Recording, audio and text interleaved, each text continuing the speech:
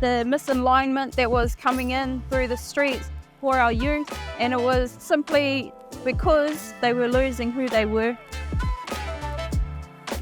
Matariki has brought new life for all of us.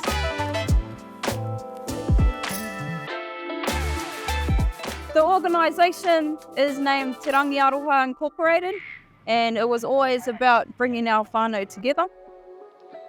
The number here is massive. We didn't expect this many, but hearing the kōrero, you know, that people wanted this, people were asking for this.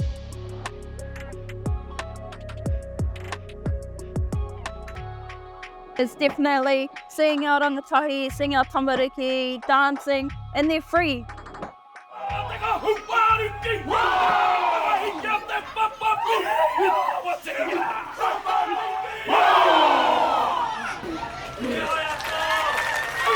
That unexplainable hunger is something that comes with a change of lifestyle.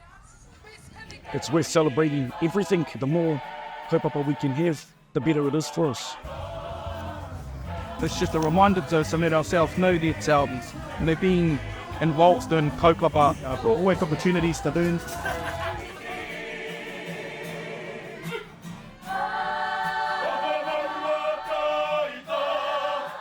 If we can't do it in the home, then we can't do it anywhere else. My wife and I had a discussion with our tamariki and said, look, for the first 5 years as a whānau, we'll conduct matariki at home in our own hautapu. And so it was about following the guidance of Rangi Mātāmua and the like, and all the resources that were put out there, so that we could learn as a whānau. And that was the priority.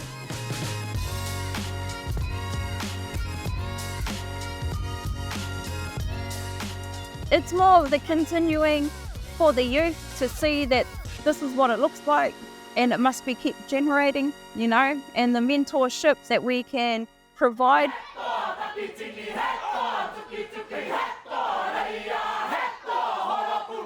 Our hope is that our kids are able to lead and to be able to guide our whānau.